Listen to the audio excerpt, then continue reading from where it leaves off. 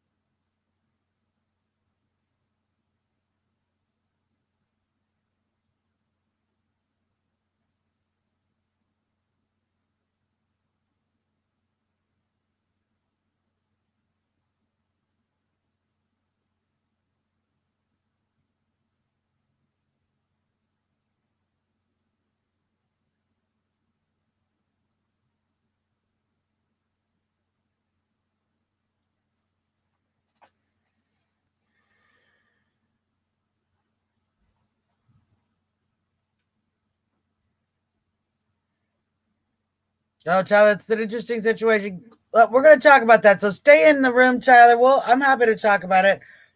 We had businesses here in DC, in the blackest neighborhood, DC, in Anacostia, that were also attacked, looted during the riot. So, it's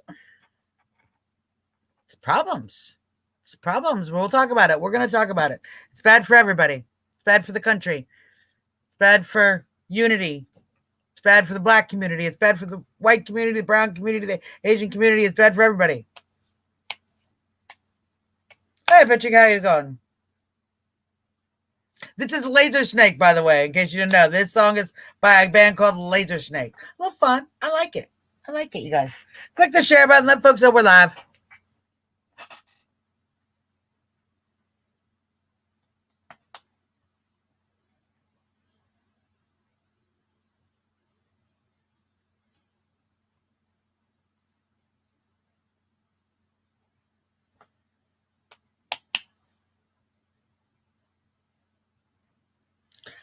Hello, everyone. Welcome to the show. You are watching the one and only Trump Talk US live in DC with Suzzanne Monk. I'm Suzzanne Monk. We're 8 minutes away from our nation's beautiful capital. We are 15 minutes away from the president's beautiful White House. Oh, wait.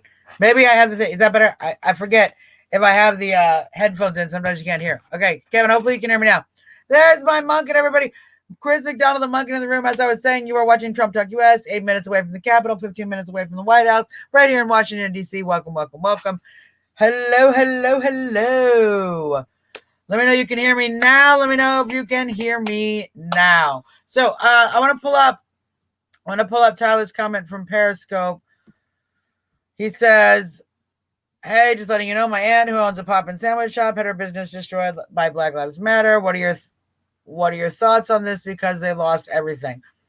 Tyler, the riots are awful. The riots are awful for everyone. And one of the problems I am seeing, one of the problems I am seeing I'm seeing them here in the Black Lives Matter protests here in DC.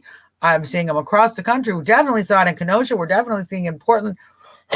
There is a contingent of radical leftists who have infused themselves into this movement. Unfortunately, even at the top leadership, if you read some of the leadership literature on Black Lives Matter website from the national leadership, they have very Marxist principles. It's very clear what they're trying to do in trying to engage in a progressive ideology, and certainly some stuff that a lot of Black communities wouldn't agree with and wouldn't find have anything to do with improving or protecting or saving Black lives at all. So this message, this radical element has taken over the message. The message, the sentence, Black Lives Matter, is an obvious truth. Obviously, every single Black life matters. Every life matters.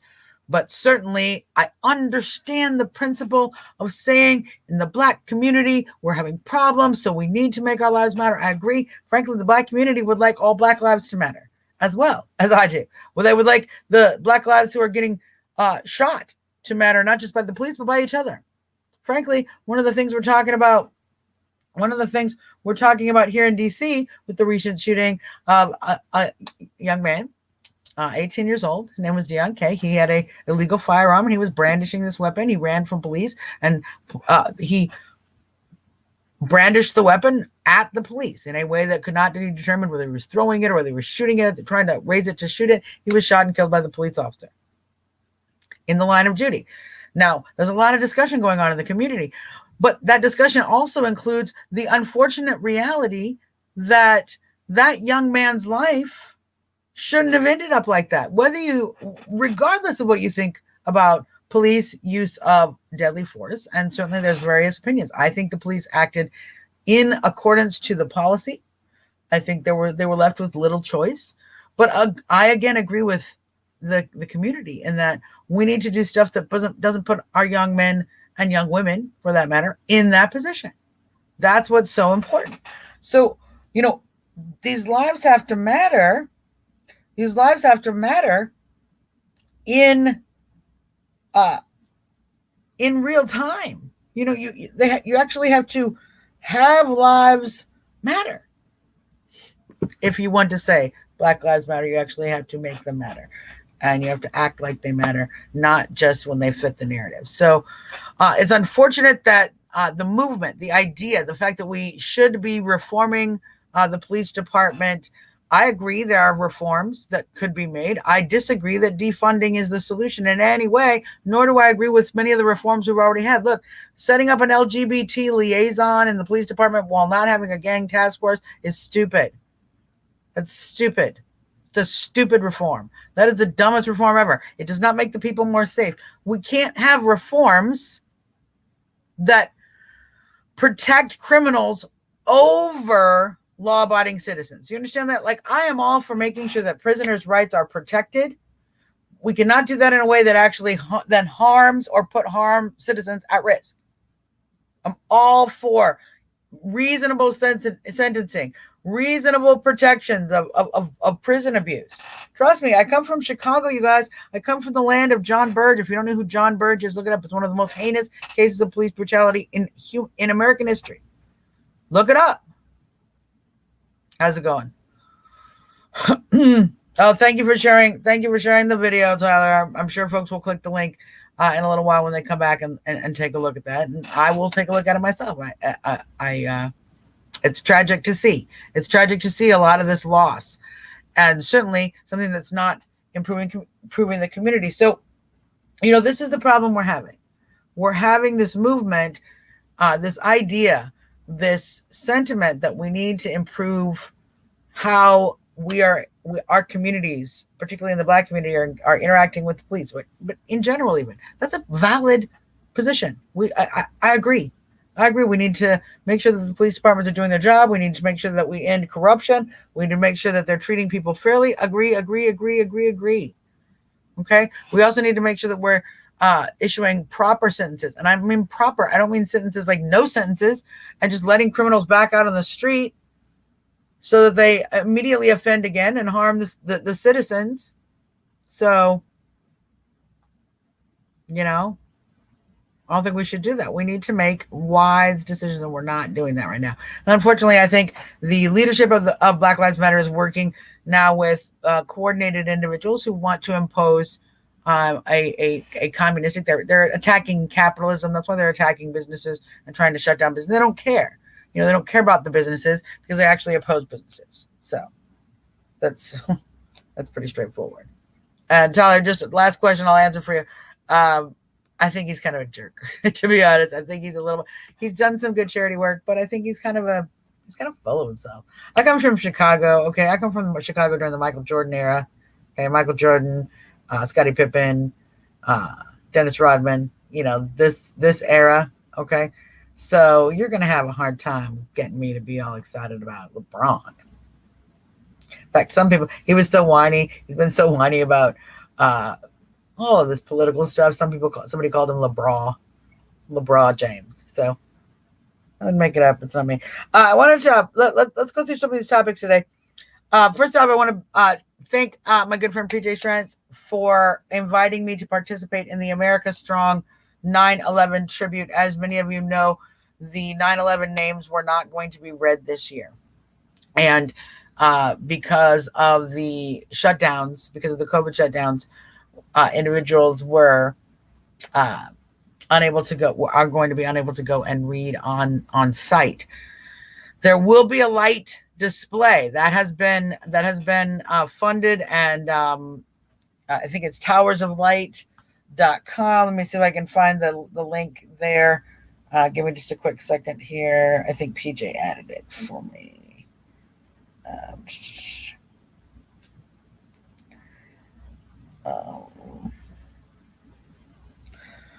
Yeah, I think it is. Let's hear somewhere. I'll pull up the link, but I'm going to be sharing the link later on. And there's I believe it's Towers. Oh, here it is. Tunnel to Towers Foundation. So,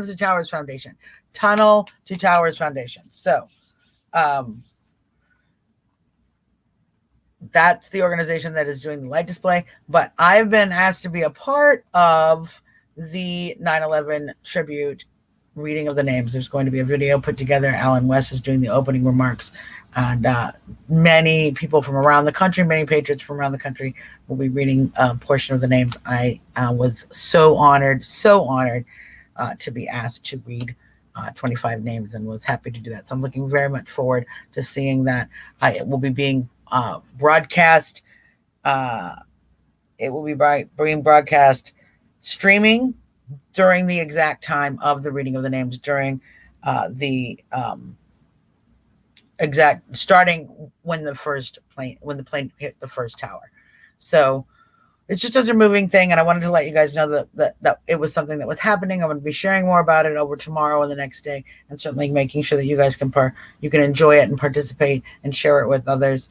We cannot let these names be forgotten. We cannot let these individuals who lost their lives be forgotten. It's so important that we remember 9/11, and we continue to pay honor to these people. And certainly something like COVID with such a low rate of such a low death rate, if we can go out and protest and burn stuff down, I'm pretty sure we can read the names.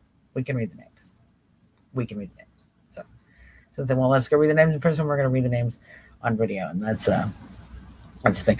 All right, so I'm going to save my next topic. I'm going to do some tips here for some of the folks that are homeschooling. I know with the shutdowns, there's been a lot of folks that are now homeschooling, and I want to kind of put some tips on video for folks. But before I do that, I wanted to kind of talk about a topic called winning by being best. Winning by being best. And what I mean by that is that, we folks, we're always talking about the culture war. We're always talking about the hearts and minds. We're always talking about how we're winning people over. And I know folks like Brandon Straka have done his walkaway movement, and certainly he has his style of winning people over. Engaging people to tell their stories and using those stories to inspire others. So,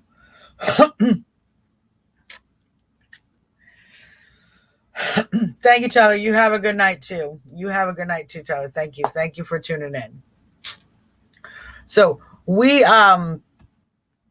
what we see is, there's a real battle going on in the right and left for the culture of this country. And what I found is, and what many of our fellow patriots as well,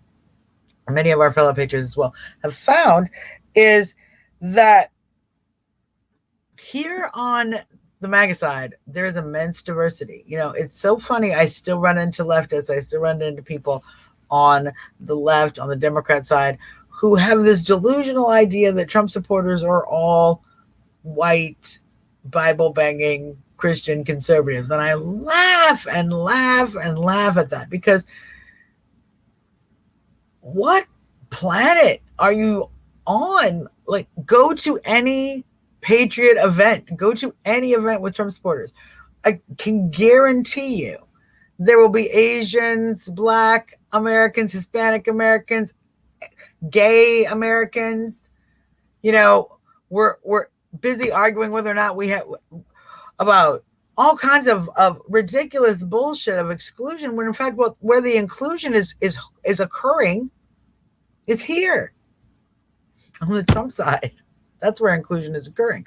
So, and then you go and you look at the left and you see what the left is doing, and you go, unfortunately, and I feel this very unfortunate, you go, unfortunately, to a Black Lives Matter protest, and I was down at the George Floyd protests here in DC for about 3 days, and what I found is there are a lot of upset, and naturally so, Black folks that are there to genuinely protest. They're more than happy to have conversations. We were talking about local politics, what role local positions have in play. The mayor, for example, Muriel Bowser, is far more relevant to this issue than anything the president can or can't do, because obviously the president doesn't control the local police. The mayor does. So we're having great conversations about that. Now, the only thing that gets everyone all upset, the only people who are all upset are the little white liberals. The little white liberals get very upset and mad because you're having a conversation with Black lives about how to make Black Lives Matter to the politicians that actually can control something. So we're sitting here talking about our mayor and how she's not helping anybody, and we're all in agreement, having a good old conversation, and then you see this little white gatekeeper come in. Oh, don't talk to her. Don't talk to them. Don't talk to them. Don't talk to them. Why?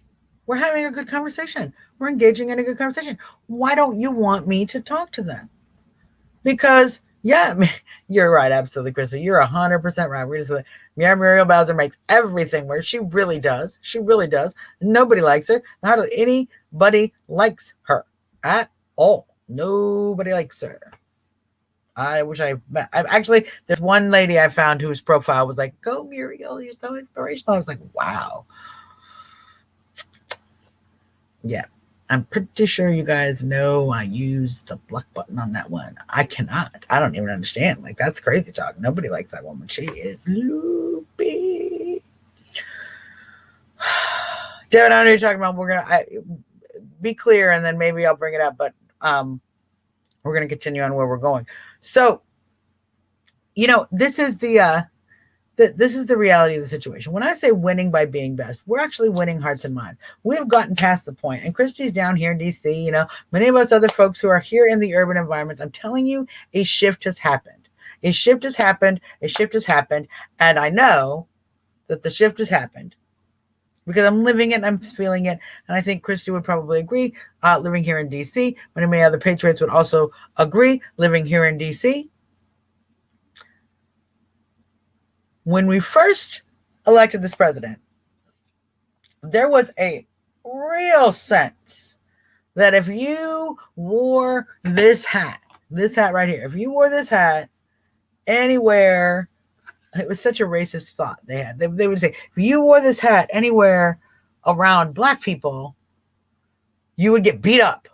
Oh, you couldn't wear your hat around Black people. You wear that hat around Black people? No, you don't. You'll get beat up, Suzzanne. You can't be wearing that hat around Black people. They will beat you up. Hey, Karen, how's it going? But guess what?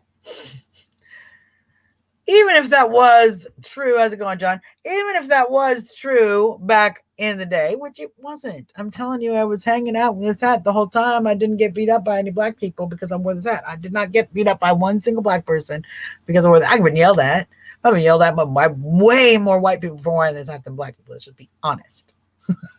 Clearly. So, send me a message, Kelly. So, the reality of the situation is now in 2020, it's actually even much less. And here's the funny thing, even during the Black Lives Matter protests, even during the George Floyd riots, and, these Black Lives, some of the activists, not the folks who just go out and post, but the stupid trolls. The trolls are like the ones we have in the group that I'm ignoring right now because they're stupid and then they're just trying to spam. These guys, other than everybody else, most of the folks see the reality of the situation that this is just, this is ridiculous. That you guys are just screaming at the top of your lungs against the president. You're not paying attention to any of the real issues. Black Lives Matter continues to ignore black lives that are lost in any other way other than one that fits their specific white cop on black victim narrative. And the community itself is angry about it. They're fed up. You're losing hearts and minds. Something has shifted. Something has shifted in the city. Something has shifted in the city. And I don't think it shifted that much with the liberals. I think they're still very mad with the little white liberals that lived up in Georgetown. But I'm going to tell you, something has certainly shifted. Something that has certainly shifted in my community. Does that mean, I'm not saying I see everybody running around here with Trump signs, okay? They're not. Let's not be stupid. No one's running around here with Trump signs. But do I see people do I see any Biden signs in my neighborhood? No, I don't see any of that either. And I don't see a lot of hatred and anger and fury for a hat that I'm told exists. That I'm supposed to be so afraid of being a Trump supporter in the black community. And I'm not. Why? Because my neighbors are not the type of they're not the racists the left imagines them to be. That's why the race war isn't actually working. Muriel Bowser stated she wants to start a race war. That's why it's not actually working. Because black people don't really want to be that racist, nor do white people. Nobody wants to be racist enough to start a race war. Nobody. 0, 0, 0.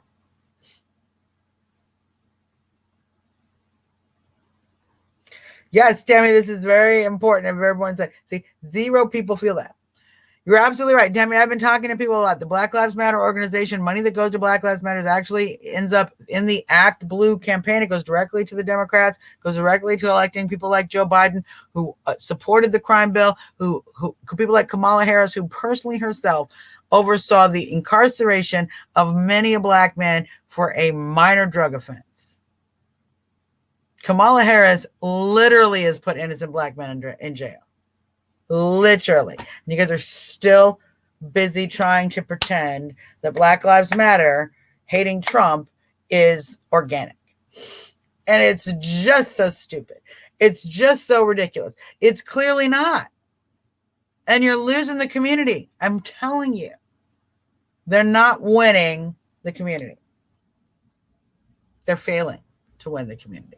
They're failing to see the reality. Why? Because they're so absorbed with anger. They're so absorbed with hatred. They're so absorbed with outrage that they can't see the truth. Now, that's where I'm saying you can win. We're winning by being best. You're winning we're winning by being best, by being the better person. By being the better individual, by ignoring negative comments and just blocking those individuals rather than engaging in every single one, by being a kinder person when you're in public. If I wear this hat in public, I'm super nice. I'm kind of super nice in public all the time. If you've met me, if you've been in public with me, I apologize for making you be so nice to everybody.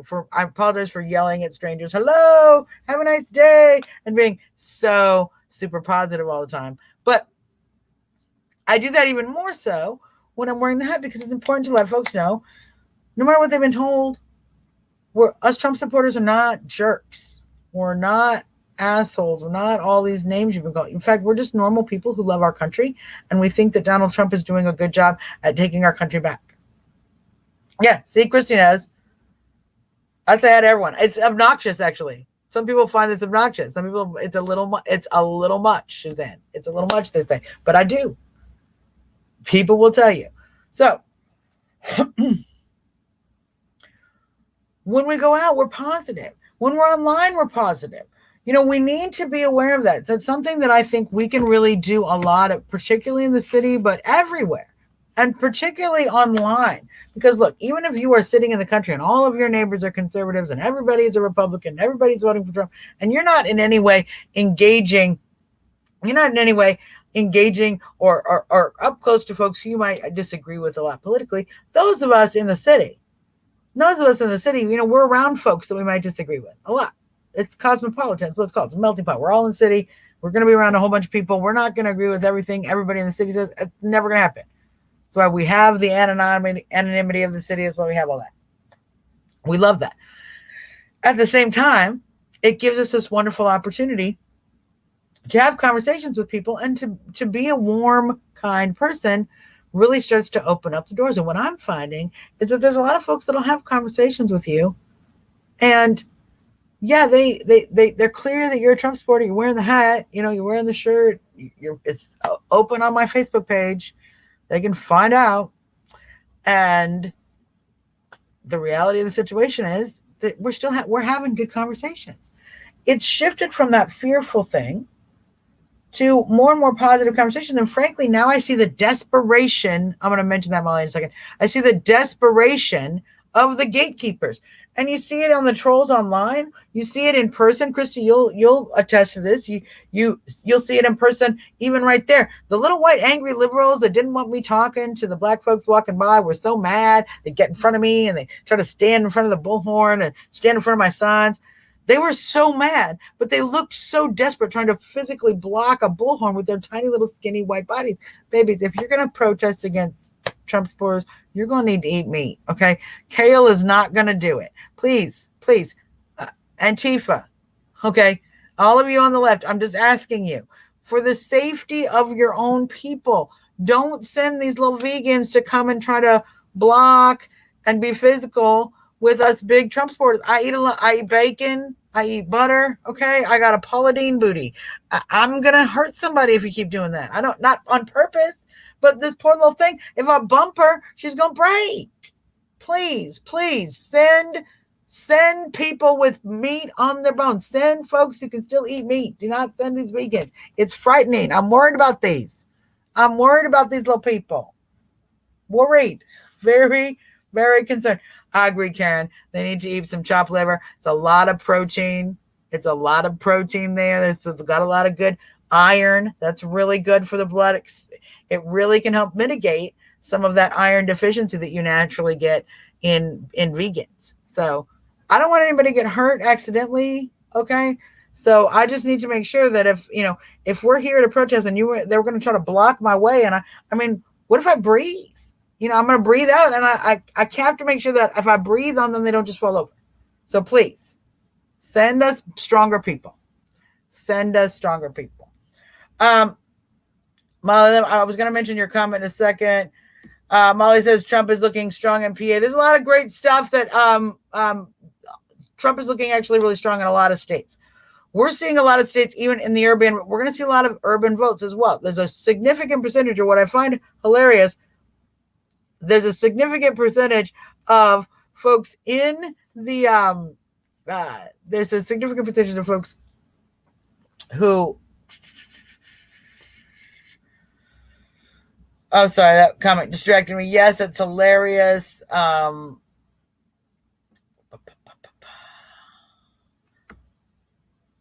Sorry.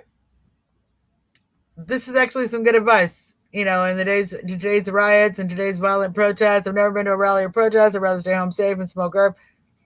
I'm not going to argue with that strategy. That's a sound strategy. That's a sound strategy right now, especially with the way the conditions is. But certainly, what I'm talking about is we certainly need to continue to be a positive force, continue to have conversations. Sometimes the conversations online, it's not necessarily about the person who you're talking to. It's about the people who read and see how you're acting. And yes, John, 100% Democrat voters are switching. And they may be here's what's great. They don't need to switch many are switching their registration. That did happen. But additionally, you don't need to switch your registration. Okay. You don't need to switch your registration to vote for the president, to vote Republican. Everybody gets to vote. You get to vote for whichever side you want, or even a third party. That's how the vote works. And so there are a lot of Democrats that will vote across the aisle. Guaranteed. You're going to see that in the Black community. You're going to see a lot less Black turnout, but you're going to also see a very interesting percentage of the Black vote that goes to the president. You're going to see a lot less of that urban city vote be specifically Democrat. You're going to see those cities look a little more purple this year. It's going to be very interesting. I suspect we have something coming that we have never seen before. And our job, as we talk about on this show, our job is going to be so important to make sure that we are ready to push back against the fraud. Now, Tammy, I'm going to put this up because I'd like to discuss this concern. Tammy says, I don't know if it's true. The BLM and Antifa is getting paid from Biden, Harris, Obama, and George Soros, and I believe it. We do know that there are, in fact, these organizations that are run, that are funded by George Soros are, in fact, out there funding some of these protests. That's been made very clear and revealed multiple times, including by Project Veritas. To what extent is that connected to the Biden, Harris, and Obama campaign?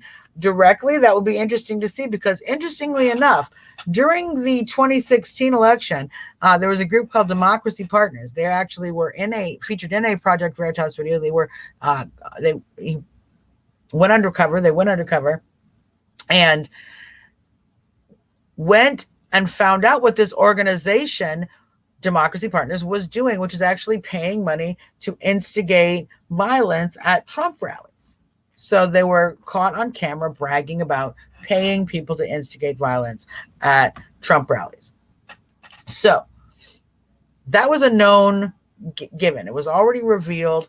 Now, the head of Democracy Partners, Bob Creamer, is actually married to Congresswoman Jan Schakowsky. Let me repeat that. The head of Democracy Partners, a political organization that was openly caught on camera bragging about their spending money to create physical violence at Trump rallies. The coordinator, and in fact, Bob Creamer himself is on the tapes, is married to a congresswoman, a Democrat congresswoman. So exactly the problem that we're having. And Democracy Partners, you're absolutely right. Karen says they're responsible for AOC. They were involved in that race. Democracy Partners has done many things, many political, they're a political firm that does political promotion, does political advising. This is what they do. And their methods are very scandalous and fascist in nature. That's just the fact of what they are. So we actually did a protest on this in D.C. I sent a letter to the FBI, the state's attorney, the Federal Elections Commission, to talk about Democracy Partners. And in regards to this Project Veritas video, considering that I was personally at the Chicago rally that got turned into a riot, as a person who was personally victimized by that experience, I felt, perhaps I could request an investigation. Unfortunately, no investigation to this date. But certainly the Project Veritas information, which is there and present. So we certainly see the possibility that the Democrat Party, the candidates themselves, the DNC, could be intimately involved with riots, with violence, with funding Antifa and BLM. And frankly, I hope that Rand Paul works hard and goes ahead and starts to subpoena some of this information and start to chase this money trail and find out where these folks are getting supported. How do they Yes, Karen is absolutely correct. They would pay mentally ill folks to riot. Correct. That is a factual statement. So, hopefully, what we'll see is some more information to really come out about this. And I think it's time to start revealing the Democrats for what they are. They are participating in an organized insurgency against the United States government in this country. And frankly, they should be tried for treason. A lot of them. A lot of Democrats should be tried for treason in this country right now. And a few Republicans while we're at it. So, all right. My point is this. It is a perfect opportunity right now to just be best. Be a positive force, be a positive human being, be loving, be kind, be friendly, stand your ground. But certainly, I will tell Kelly, thank you. Stand your ground, but certainly, be a shining light. Be a shining light right now, because the narrative of hate is wearing thin. It's wearing very thin, and you can see the threadbare. You're going to see that threadbare more. The more we're shining and being a light of positivity, the more we just see that light shine through those threadbare threads, and their whole hate narrative crumbles. That's what we want. It's time to end the hate. It's time to end the hate. It's time to reunify this country, and it's time to stop letting the Democrats continue to pit us against people we don't disagree with. Do you know how many times I talk to folks who say they don't support the president? We go down in D.C. It's D.C. We have protests all the time. And they come up to, they see in the hat. Like, can I ask you a question? Yeah, you can ask me a question. So why? Why do you like Trump? And then you tell them some reasons. I've started to do this. Go, why don't you tell me why you don't? Hey, Bogdan, how are you? Why don't you tell me why you don't? That's a better place to start, because where am I going to start where I like him? There's like a million things. I could go on all day. We don't have time for that. You should probably start where you hate him, and we'll talk about that. Maybe we'll find some common ground where I can be like, this is why I think this. And then you're like, you know what? Actually, we agree on the policies. I didn't realize that Trump was actually in support of the policies.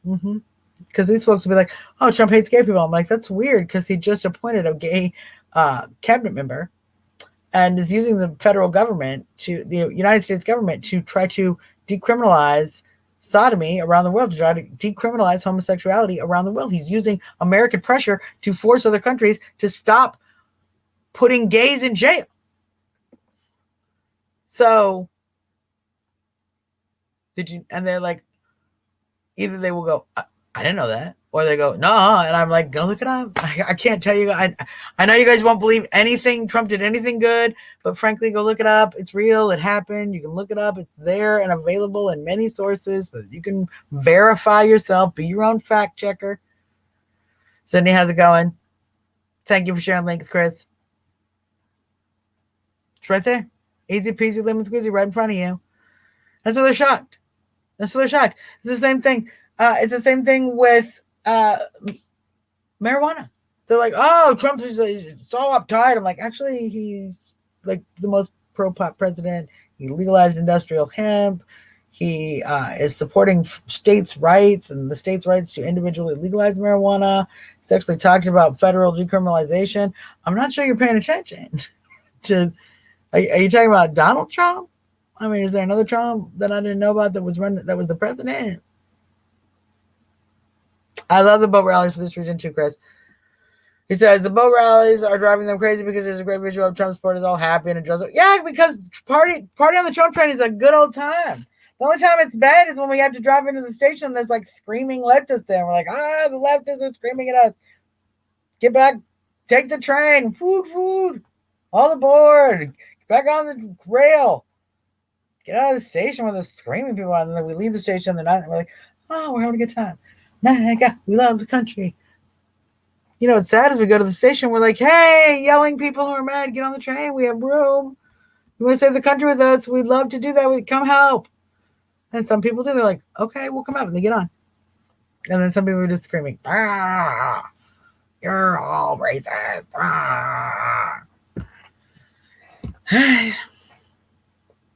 It's like a rainbow of people on the train of every color, race, lifestyle, religion, every single one. Goths for Trump. Alien abductees for Trump. In 2016, I made everybody play this game. Think of something and then Google it for Trump and see if you don't find a group that is that. And do it again.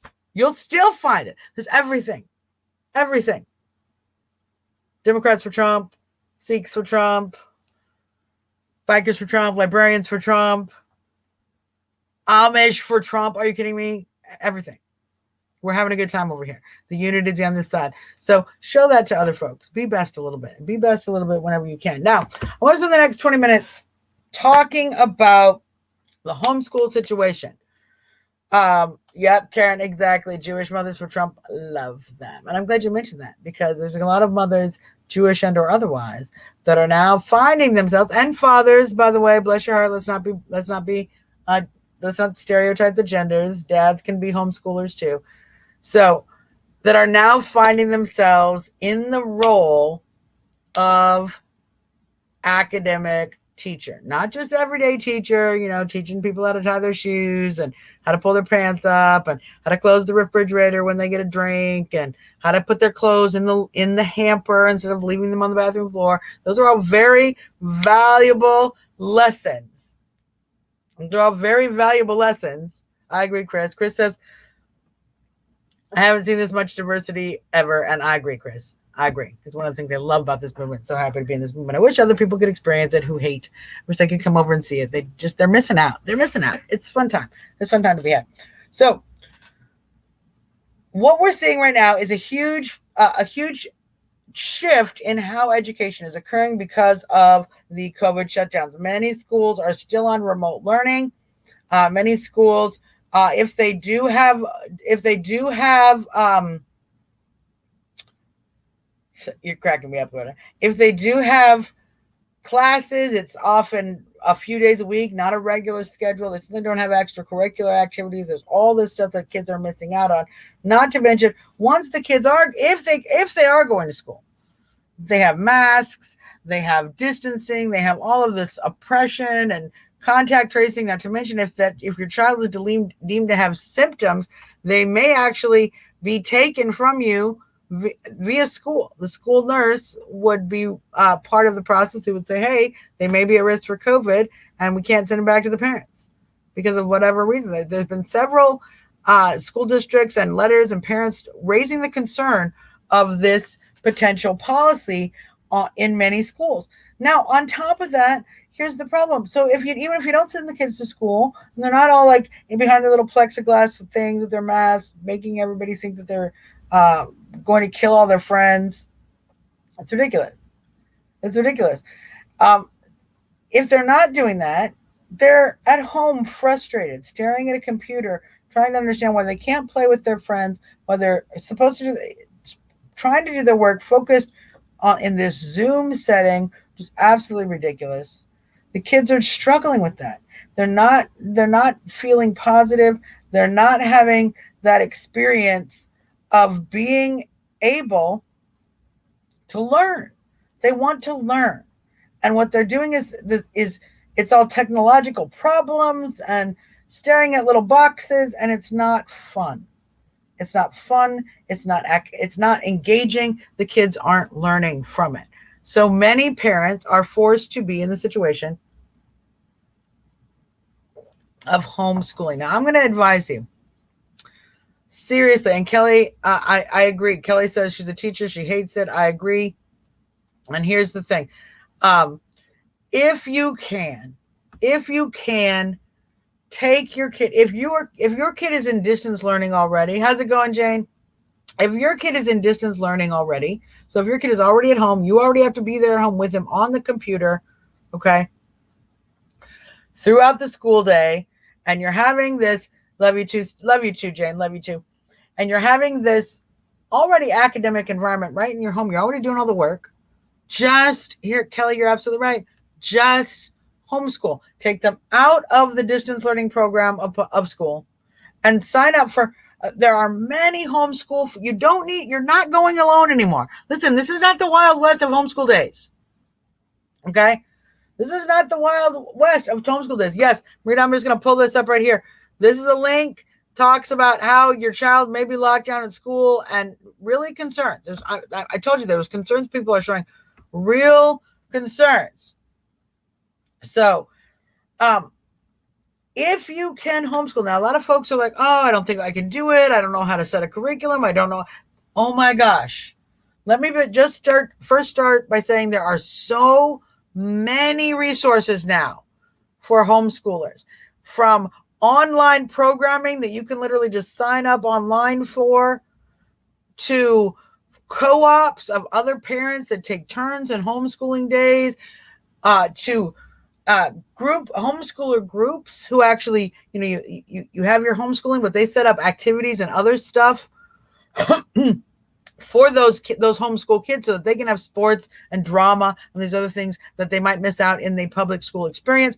There are so many resources available, and you don't have to do the math their way. You don't have to do Common Core. You don't have to do any of this stupid stuff. You can just teach your kids the real life skills they need. There are so many. Thank you, Kelly. There are so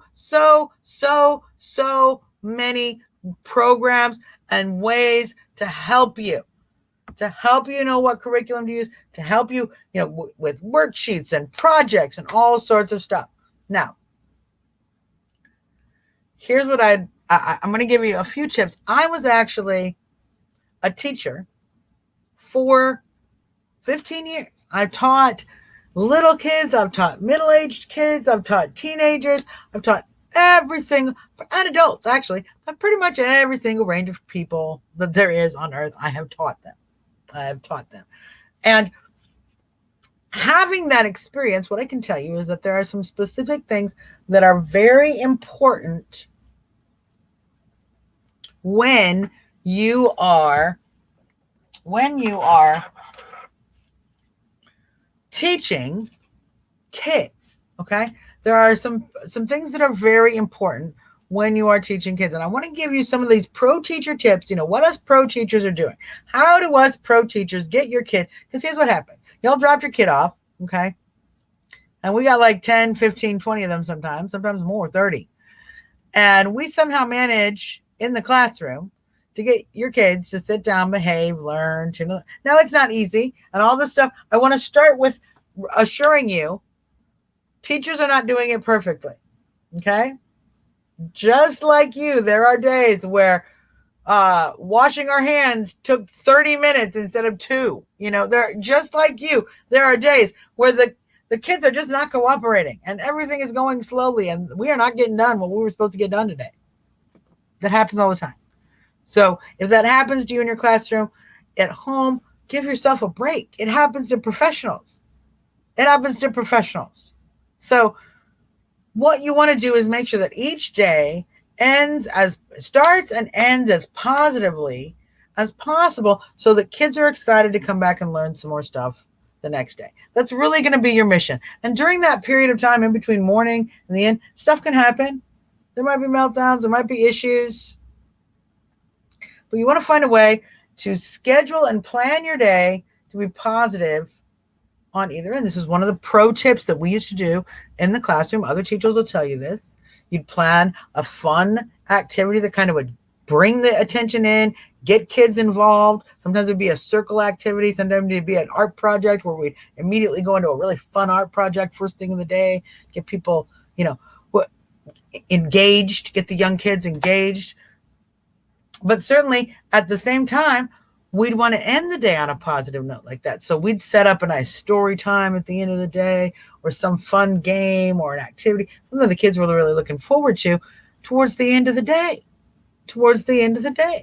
So you have that fun end of the day, and kids are leaving, and they're leaving and they want more. That's what you want. The same thing in comedy. You're leaving and you want more. When you're telling jokes, leave them wanting more. The same thing with kids. So as you're planning your day, take a look at the schedule, take a look at the curriculum that you're given. If it doesn't do that for your kids, change it. Guess what? Teachers do that too. Teachers change it from school. A lot of teachers, they get frustrated because that's gotten harder and harder to do over time. To really be an innovative teacher is getting more and more difficult because they're really bringing this top-down curriculum strategy. But the reality of the situation is each and every classroom is a personality engagement by that one teacher and her assistant. And whether or not you get kids learning, engaged, doing well, getting excited is really about the personality and the methodology of that teacher. And so good teachers change it up if they need to. Good teachers look at the situation and go, look, this curriculum I'm supposed to do, boring thing at the beginning of the day and boring thing at the end of the day. This sucks. I'm going to mix it up. We're going to do something fun at the beginning of the day. We're going to do something fun, low pressure at the end of the day. So there's a nice positive experience these young people are having at the close of school, and they're ready to go home or change activities and move on. Now, that's the other thing you need to be important. So my first tip is positive, go in positive and positive. Don't put a lot of pressure on yourself. Don't put a lot of pressure on yourself as the teacher to make the kids learn. You're there to inspire them to learn. And the teachers at your kids' school, they're equally frustrated the kids don't always learn. So don't put that on yourself, because you'll get mad and you'll put it on them and you'll be excited. Now, what Loretta's saying is so important. This is the next thing I want to do. Make the experience of learning more hands-on, physical, touching, engaging. There's so many fun things that kids can do. Listen, if you want to learn fractions, okay, I'm going to teach you the best way to teach kids how to learn fractions. Get yourself all the measuring cups, okay? Get yourself the tablespoons. Get yourself one of those conversion charts, okay? And bake cookies with the kids. But instead of saying, when it says 2 cups of flour, instead of using that 1 cup scoop, get out the 1 cup. Okay, well, this is the 1 cup, but I want you guys to use a different scoop. So for the first cup, we're going to use the 1/4 cup. Now, how many 1/4 cups does it need to make 1 cup? Great. Use that one. Next, let's use the 1/3 cup. How many 1/3 cups does it need to make 1 cup? Okay, so we did 1 cup. We did 1 cup. What's 1 cup? 1 cup. What's 1 cup? That's 2 cups. We got 2 cups of flour in there. Boom! You're learning math. Guess what? At the end of this math lesson, you get cookies. How better of an end of a day is that? Who does not want to end the day on cookies? So this is the kind of thing. Thank you, Marita. This is the kind of thing. Find fun, practical activities. Don't be afraid to go off book. Don't be afraid to take this curriculum and go, you know what? I know how to do math. I know how to do fractions. I'm going to teach them how to do things through ways that I learn. It's okay to teach kids how you learn. These leftists wanted to use Common Core. They wanted to use a fundamental alteration of the methods we use to teach, so that parents and children would not be able to pass down an education, that they would become the sole purveyors of education, and children become the province of the school, not the province of the parent. They're trying to basically take over your kids. And so that's what they want to do. They want to make sure that you can't teach your kids. So that's why they made the system completely hard. Completely hard. And different and difficult. And not how you were taught as a kid. Because they don't want you to just be able to pass down that knowledge. But in fact, you know what? All that knowledge is still good. 2 + 2 still equals 4. Okay? You can still do long division with that little swoopy thing. Totally. You can still do times tables by, doing the 1's place and the 10's place. All of those are very relevant, sound methods. Sound methods. None of that has changed. Teach your kids the same way. Teach your kids the same way.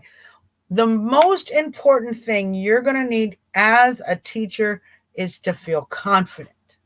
To feel confident. Know that you can do it. I know that's one of the hardest things that parents have. because they feel overwhelmed. The kids are not listening. The kids are all running around. That's the lesson we're going to talk about is how to get your kids to listen and sit down and really focus. Some techniques on how to do that. But they want to beat up on themselves. They're not being a good teacher. And then they're frustrated that well, now that's harming the kid's education because I'm failing at being a good teacher. That's going to hurt my kid. This is too much pressure. You got to take that pressure off yourself. You got to take that pressure off yourself. You got to take the pressure off the kid. Now, here's one of the ways that I find very important. It's very effective in dealing with children. You can use this as a teacher. You can use this as a parent. You can use this as an aunt. You can use this as a babysitter. You can use this as a anything. Any relationship you have with the kid. You can use this methodology. Basic, simple methodology on how to get kids to behave, follow instructions, control themselves. Okay?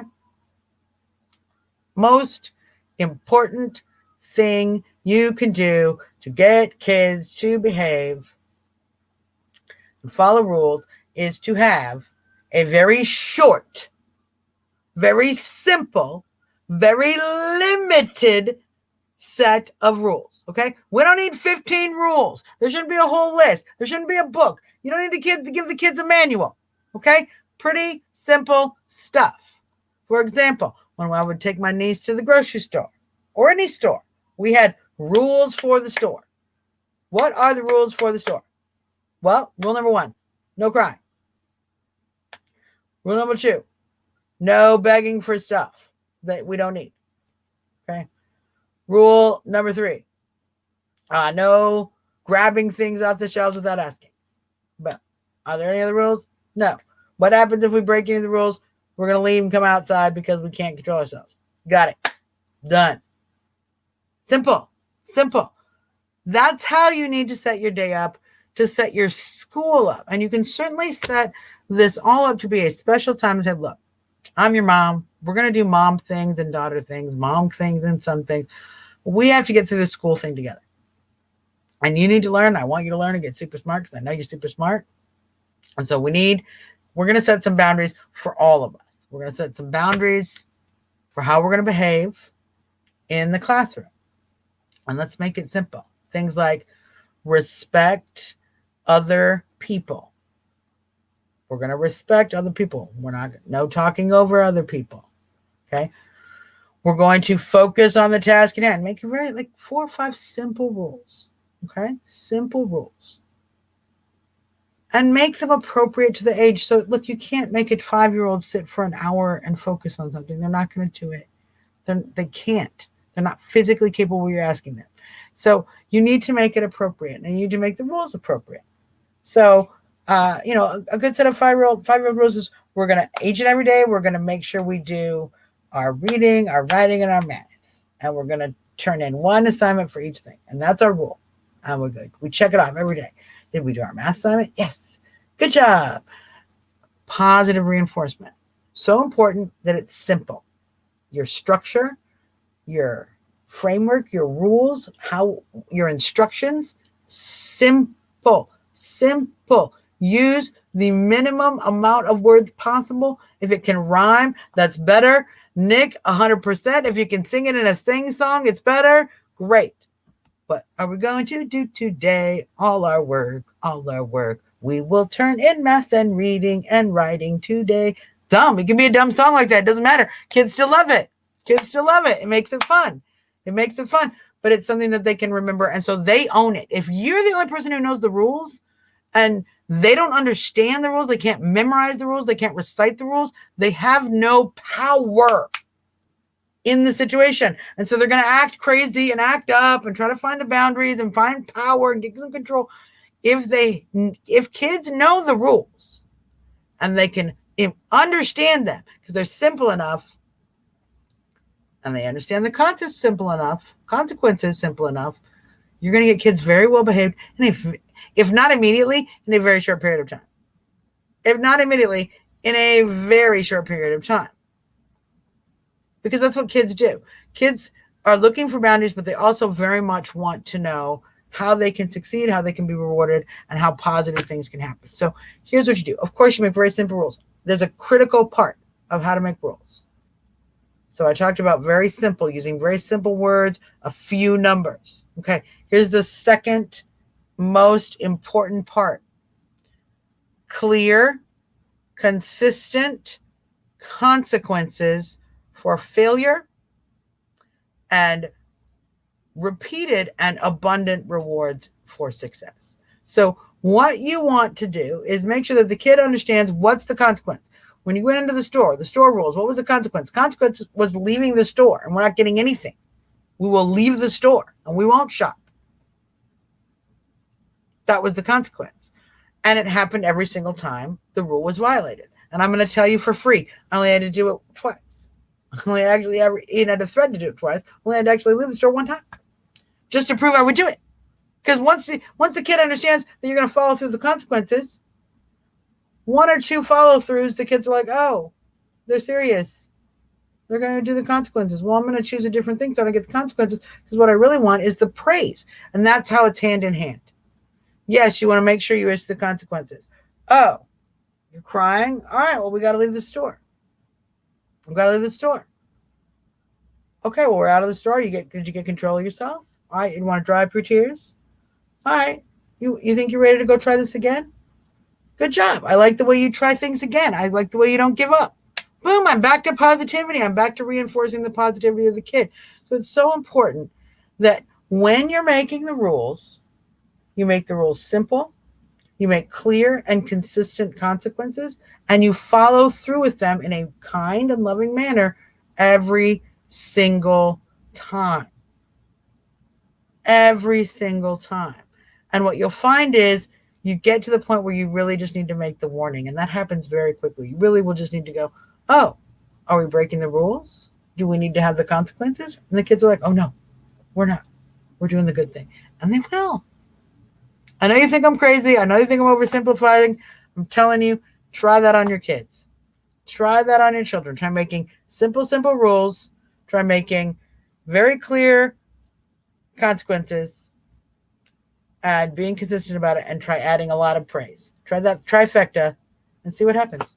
And report back. I think you like it. So we're going to be talking more about this. I'm going to be continuing to give folks tips and tricks on how to teach and how to deal with your kids when you're stuck there at home with them. And so I appreciate you guys tuning in. There's a lot going on. Again, the 9/11 tribute coming up later in the week. There's so many positive things happening. Continue to work hard for our president, register voters, and continue to share and support positive things about this president. I think we can really win a lot of hearts and minds this year, because the Democrats are doing so much to be negative and angry. And that's why it's important to be best. We're going to win by being best. Thank you guys for tuning in. Until next time, this is your girl, Suzzanne Malk. Jumping out.